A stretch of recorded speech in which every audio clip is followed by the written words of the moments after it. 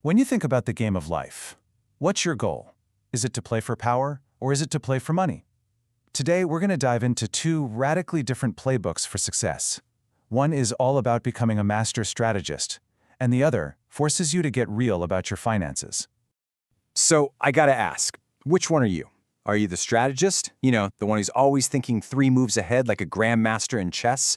Or are you the realist, who's stuck in the messy, totally unpredictable truth of right here, right now?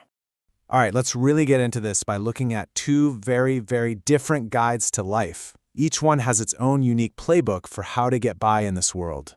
So on one side, we've got Robert Greene's The 48 Laws of Power, which is pretty much a masterclass in strategy that doesn't really care about morals. And on the other side, we have Gabby Dunn's Bad with Money, a super honest, almost painfully real look at the financial stuff we'd all rather just ignore. One is about conquering the game, the other is about finally learning the rules you never even knew were there. Greene just lays it all out, right? He's basically saying your good intentions, they're irrelevant. The only thing that matters is the result. From his point of view, things like morality are just getting in the way of the actual goal, which is gaining more power.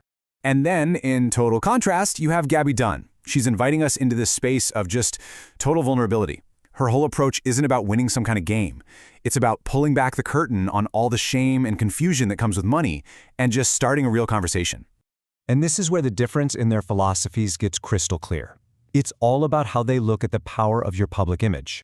For Greene, your reputation isn't just some passive thing you have. Oh no, it is a weapon. It's something you build, you protect, and you use. He's emphatic about this. There are 0 exceptions.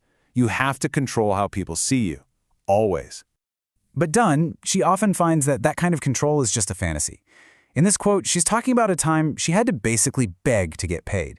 And her honesty about how desperate she was just left her feeling, in her own words, pathetic and unimportant. For her, the raw, real need for money just steamrolled any attempt at crafting some perfect image. Greene would look at Dunn's raw honesty and see a huge strategic mistake. He sees it as clumsy, even destructive. It's a way to make yourself predictable. And if you're predictable, you're powerless. Greene even has this incredible metaphor for this idea. The goal isn't to actually be a harmless sheep. The goal is to wear the skin of one. You hide your true intentions, your inner fox, behind this harmless-looking exterior to get exactly what you want. It's a performance. Okay, this brings us to our next major point.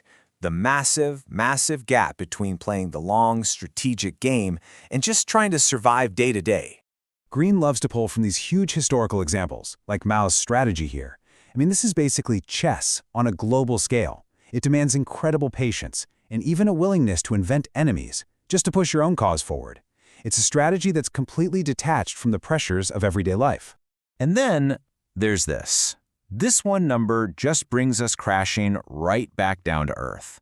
$556. That was Gabby Dunn's monthly student loan payment. That's not a grand strategy. That is a relentless, concrete reality that needs your attention right now. You can't really plan for a long-run victory when that bill is due next week. For Greene, not having a long-term plan is a fatal flaw.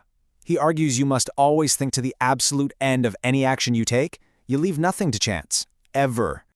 But Dunn's advice on the same thing, planning for the future, it feels so much more grounded, more forgiving.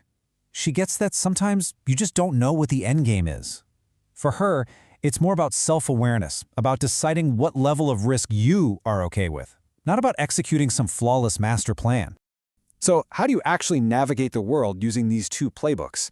Well, let's look at the systems they each describe. For one, it's a political court, and for the other, it's the modern financial system. So Greene's arena is the royal court, right?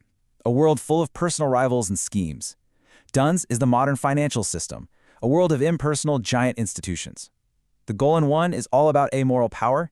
In the other, it's literally just about survival. Greene calls his world, the court, a state of civilized war.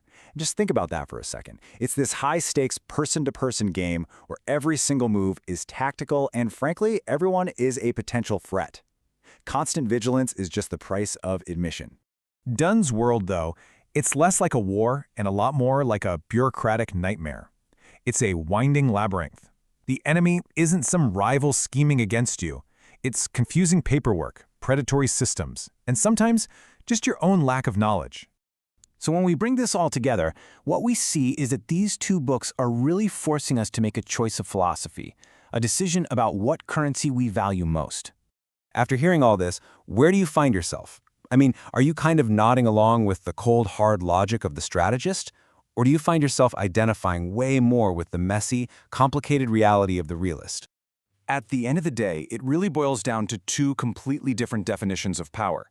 The strategist, who follows green, is looking for power over things outside of them, other people, reputations, the game itself. But the realist, following done, is fighting for a totally different kind of power, the power that comes from understanding and controlling yourself and your own reality. And that leaves us with one final, and I think crucial question. In the world we live in today, what's the real currency? Is it strategic influence, the ability to bend the world to your will? Or is it authentic self-awareness, the ability to navigate that world with your eyes wide open? Well, that's up to you to decide.